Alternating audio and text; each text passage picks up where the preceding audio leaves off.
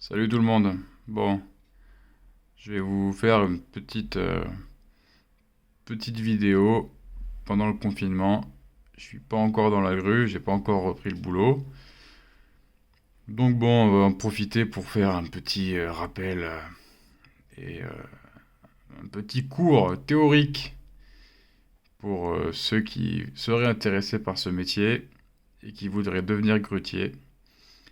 Un de ces quatre. Bon, je ne vais pas parler de CACES, de salaire et tout. On va juste parler de parties techniques. J'ai préparé plusieurs petites feuilles en espérant que ça fasse l'affaire. Bon, j'ai fait un dessin grossier là. Comme vous pouvez le voir, on s'en fout, c'est pas le but là de faire le dessinateur pro. Donc, les différents éléments d'une grue. Ouais, je pense que. Bon, c'est tout con, hein. Donc, vous avez en bas le mât, déjà ce qu'on voit sur les grues, la partie qui monte, où il y a les échelles à l'intérieur. Donc c'est des mâts en général de 5 ou 10 mètres, voire 3 mètres 30, pour rehausser un petit peu le tout. À l'intérieur de ce mât se trouve une échelle. J'ai pas représenté les garde-corps, on appelle ça une crinoline. J'aurais pu l'écrire, mais bon, voilà, je vous l'explique comme ça. Donc échelle inclinée, pas sur toutes les grues. Là j'ai pris l'exemple pour un mât de 2 mètres par 2 mètres de large. Pour les mâts d'1 m 20 par 1 m 20, vous retrouverez une échelle verticale, avec des paliers également. Ensuite, au-dessus se trouve la couronne d'orientation. Donc la couronne d'orientation, c'est une partie où se trouvent en général deux moteurs qui vont permettre à la partie tournante du dessus d'orienter à droite ou à gauche. Sur les moteurs d'orientation que je n'ai pas représenté ici, on va pouvoir trouver le dispositif de sécurité qui s'appelle la girouette. La girouette, c'est quoi? La girouette, c'est quand vous aurez fini votre journée ou vous descendrez manger à midi, ou à chaque fois que vous quitterez le poste, ou alors quand il y aura trop de vent, vous devrez mettre la girouette. Donc ça va débloquer les moteurs d'orientation et les freins qui sont dans la couronne pour permettre à la grue de se mettre dans le sens du vent. Le vent va venir taper sur la flèche et ça va l'orienter tout seul dans le vent pour éviter que ça se casse la gueule. Voilà. Ensuite, en continuant un petit peu au-dessus, bon voilà, là c'est on peut appeler ça le pivot, c'est la partie tournante un petit peu supérieure où on va retrouver l'accès à la cabine. Euh, et peut-être à l'armoire électrique aussi, dans certains cas, qui pourra se trouver derrière sur d'autres configurations de grue, avec le palier pour accéder à la cabine et tout. Donc là, c'est entouré de garde-corps, hein. On peut pas sortir de la grue, à moins de vraiment le vouloir. Au-dessus, j'ai représenté ici, bon, c'est pas facile à représenter en dessin, ce qu'on appelle la barre de moment. On aura l'occasion d'en reparler plus tard. Ici, alors, le poinçon. Donc, le poinçon, c'est une partie métallique qu'on voit souvent sur certains modèles de grue. Exemple, celui-là, j'ai pris l'exemple pour un potin MD310B pour ce schéma-là. Le poinçon va permettre de raccorder la flèche et la contre-flèche qu'on verra sur la feuille d'après. Voilà, c'est ce qui permet de tenir la grue, les parties hautes entre elles. Ici, vous avez l'anémomètre. J'ai pas marqué, c'est le dispositif qui va vous permettre de mesurer la vitesse du vent, qui sera indiqué dans votre écran d'indication aide à la conduite à l'intérieur de la cabine. Tirant de flèche, c'est ce qui maintient la flèche. Donc la flèche du coup est là. Sur la flèche, vous allez retrouver des chariots qui vont vous permettre de faire avancer ou reculer sur le long de la flèche. Bon là j'ai très mal dessiné, mais bon, encore une fois on n'est pas là pour ça. Le moufle, donc là c'est un moufle double chariot, double mouflage, car il y a 4 brins, 1, 2, 3, 4. Quand vous passez en simple mouflage, il y a ce petit chariot qui reste collé ici, avec uniquement celui-là qui va venir rester ici, et qui sera plaqué là-haut. Ce qui va vous libérer celui-là pour travailler en simple mouflage. Ouais, je pourrais expliquer ce que c'est vite fait, peut-être plus tard dans la vidéo, à voir. Donc le moufle, c'est ça. Et ça, c'est le linguet, et non pas un crochet. C'est un crochet, mais ça s'appelle un linguet. Ça, c'est une partie qui tourne sur elle-même. Le linguet, il tourne sur lui-même. Donc ici, on accroche des chaînes ou des élingues textiles. Est-ce qu'on a fait le tour à peu près pour cette partie-là? Oui. On peut passer à la suite. Donc là, j'ai représenté une contre-flèche d'un autre modèle qui n'ira pas avec celui-là. Mais c'est le même principe. Vous allez retrouver le tirant de contre-flèche ici, qui est sur celui-là, là. Là, c'est pour... ça, c'est une contre-flèche style grue MDT. MDT 219, en l'occurrence. Ça aurait très bien pu être une 189, mais une 189, il y aurait eu 3 gros blocs à l'arrière. Bon, bref, on va y revenir. L'anémomètre est représenté aussi ici. Bon, ça, voilà, on s'en fout un peu. C'est le connecteur de flèche sur les grues comme ça, où ensuite vous retrouvez la partie tournante en dessous avec la couronne d'orientation, etc., qui sera en dessous avec la cabine en dessous et la flèche ici. Donc la barre de moment sur cette contre-flèche se trouve ici. Donc ça, pareil, c'est le poinçon ou le porte-flèche qui est plus petit. Forcément, c'est pas les mêmes modèles, mais celui-là et celui-là sont équivalents. Ils ont la même fonction. Donc voilà, la contre-flèche. Ici, vous avez, bon, pareil, hein, des garde-corps pour éviter de chuter.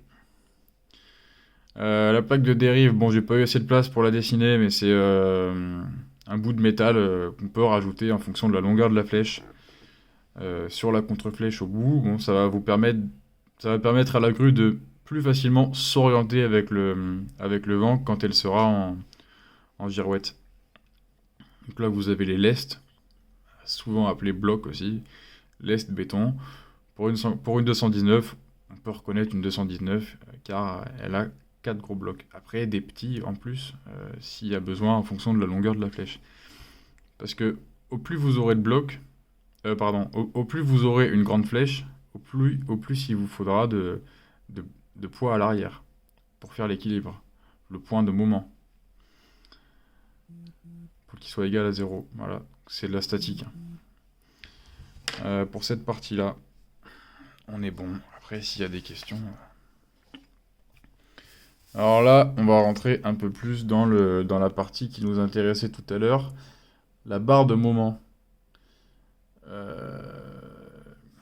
vais avoir besoin de cette feuille-là et de cette feuille-là aussi. Donc j'ai pris l'exemple pour une MD 569 avec 65 mètres de flèche.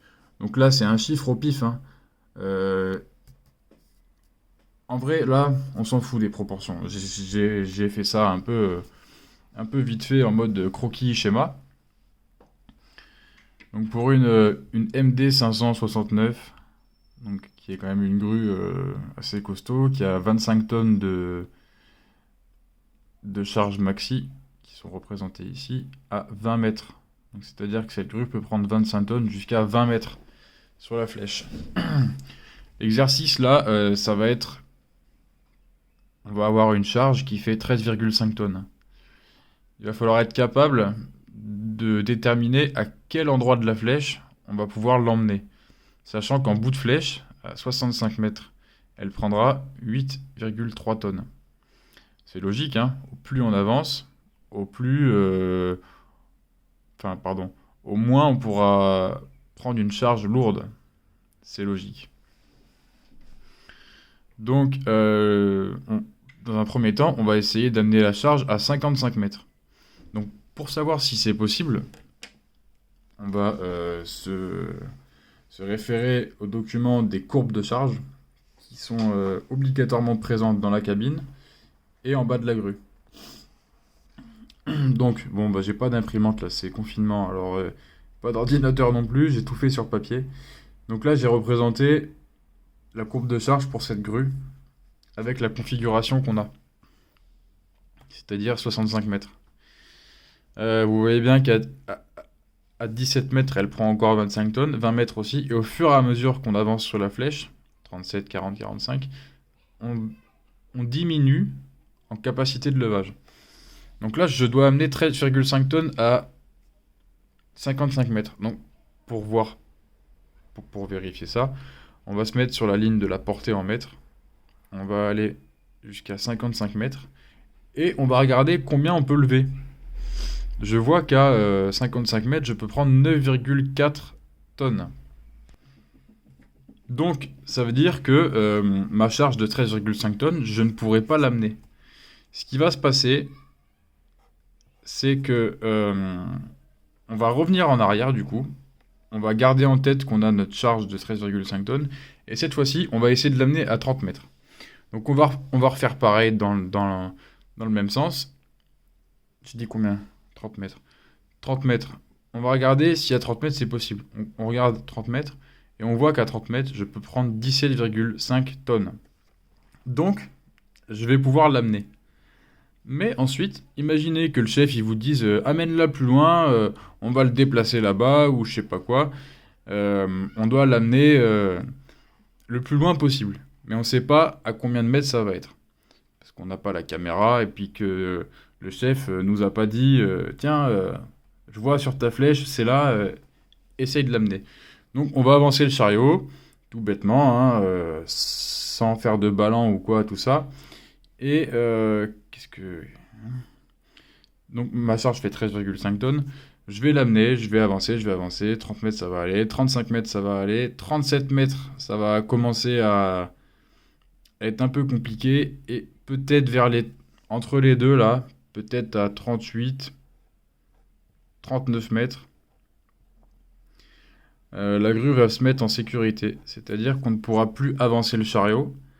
Ça va bloquer et la grue va klaxonner pour avertir qu'on est à 100% de la capacité de la grue à cet endroit-là de la flèche, bien sûr. Donc voilà, et on peut dire que ça va être ici, par exemple, au pif. Donc ici, on sera à 100% de la capacité de la grue. On ne pourra pas l'amener plus loin. Et ce qui va permettre de savoir qu'on est à fond, au 100%, c'est la barre de moment. Alors, en gros, au plus on va tirer au plus on va amener de poids sur la distance, c'est 2 barres. Donc, je vais les refaire ici en plus gros. C'est 2 barres avec des capteurs de chaque côté. Là, vous avez une plaque. Au plus on va tirer loin, ces 2 barres vont avoir tendance à se rapprocher l'une contre l'autre.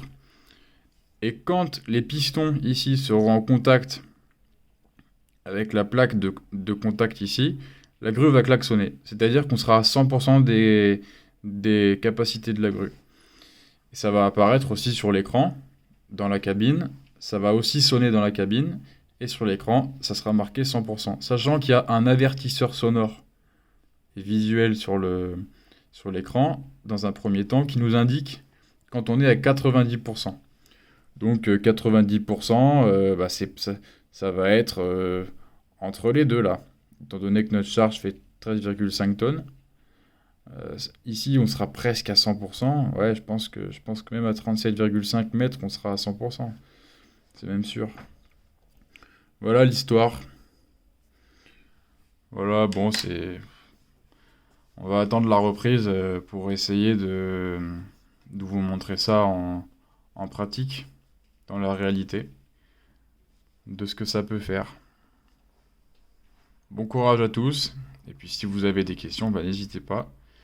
Je tâcherai d'y répondre le mieux possible. Ciao tout le monde.